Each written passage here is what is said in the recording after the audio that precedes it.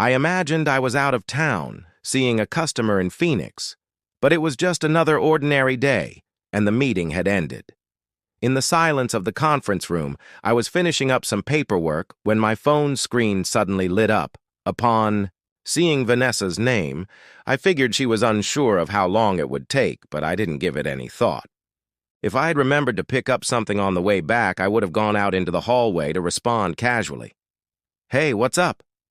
Her voice struck me hard, almost arrogantly. There was no preamble. "Lucas, I'm divorcing you. I've already sold." "No small talk. Jordan and I are moving into our apartment together. Good luck finding a new place." For a moment, the world seemed to tilt. She laughed at the end, as if it were the punchline to a tragic joke. Hearing someone discuss your life like you're not even in the room, the divorce, Jordan, the sale of the apartment. Each revelation was sharper than the last. But in that moment, I forced myself to stay composed. "I wouldn't give her the satisfaction she wanted," I answered, keeping my tone neutral, my voice calm. Her pause on the other end was brief. I could tell she had expected rage, maybe even begging. Instead, I gave her nothing. Inside, though, it was a storm. Wrath, mixed with indifference. And just like that, after 6 years of marriage, it was over. Over the phone. I couldn't get her entitled, casual voice out of my head. Jordan, a man I didn't even know existed 5 seconds ago, and she had the gall to joke about it.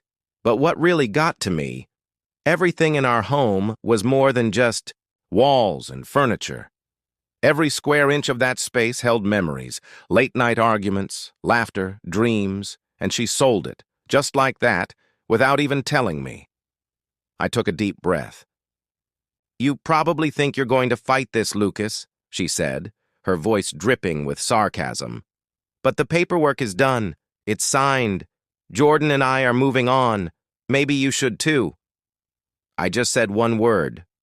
"Okay." Then I hung up. I refused to give her what she wanted. Standing there in the hallway, the shock started to sink in. She hadn't just left me. She had planned this. Every move, calculated. I almost had to admire the nerve. Almost. She thought she had outsmarted me. Thought she held all the cards. But Vanessa didn't know about the move I had made months ago, her first mistake, not realizing that when we refinanced the apartment, the deed ended up in my name. I went back into the conference room, sat down, and stared at the paperwork in front of me. This wasn't about a client anymore. It was about that apartment, the one Vanessa and Jordan thought they could claim as their love nest. Betrayal hurt. But underneath that pain, a resolve was growing. I refused to let her walk away with everything. And the best part? Vanessa had just given me the upper hand, but she didn't know it yet. By the time I left the building, I wasn't the same man who had taken that call. I was ready to fight, ready to show Vanessa and Jordan what happens when you underestimate someone who's been paying attention all along. The flight home was unremarkable, but my mind raced with her words. The betrayal was bad enough. But selling our apartment, our first major milestone together, without a second thought, that was arrogance. Vanessa had always skimmed the fine print, and this time that oversight was going to cost her. When we refinanced, it made sense to transfer the deed into my name. She barely glanced at the paperwork before signing. Didn't even question it. And why would she? It wasn't a secret. Just never relevant. Until now. Vanessa thought she could sell the condo and walk away with the money, leaving me stranded. But she didn't know. She had just sold something she didn't even own. As soon as I landed, I turned my phone back on. No messages from Vanessa. She probably assumed I was too busy wallowing in self-pity to respond. Instead, I made a different call. "Chloe," I said, my lawyer, and an old college friend. Years ago, I had helped her move into her first apartment. She always joked that I'd get the family discount if I ever needed legal help. Well, it was time to cash in. "Lucas," she answered. "What's going on? You never call during work hours." I told her everything. By the time I was done, she let out a sharp laugh. "Lucas? Does she even realize she legally can't sell that apartment?" I smiled. "Doesn't seem like it." Chloe's tone turned serious. "First things first. We need to inform the buyer. If Vanessa's already taken their money, that deal is void. And depending on how this plays out..." She paused. "There could be fraud charges." The word fraud sent a shockwave through me. Vanessa. Thought she was clever. Thought she had pulled the rug out from under me. But she forgot one crucial detail. "What do you need me to do?" I asked. "Gather everything. Every email, every document from the refinance." "I'm on it." When I hung up, I knew. Vanessa was digging her own grave, and we were just going to help her finish the job. That night, I sat at my dining table, stacked the paperwork neatly, looked at it. This wasn't just about an apartment anymore. It was about taking back my life and proving to Vanessa that she had underestimated me. She thought she had won. But soon, she was going to realize just how wrong she was, and I couldn't wait to see the look on her face. I didn't damage anything as I leaned on the counter with my arms folded. "Vanessa, you did it alone.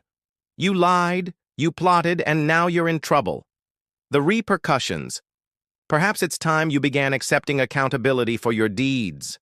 Her rage surged, but she didn't have an answer. She barged into the bedroom and slammed the door.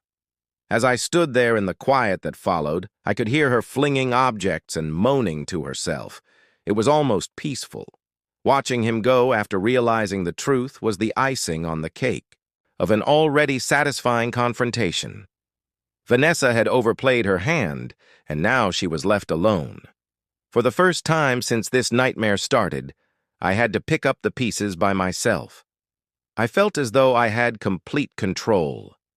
The game wasn't finished, but Vanessa's situation had clearly changed in my favor.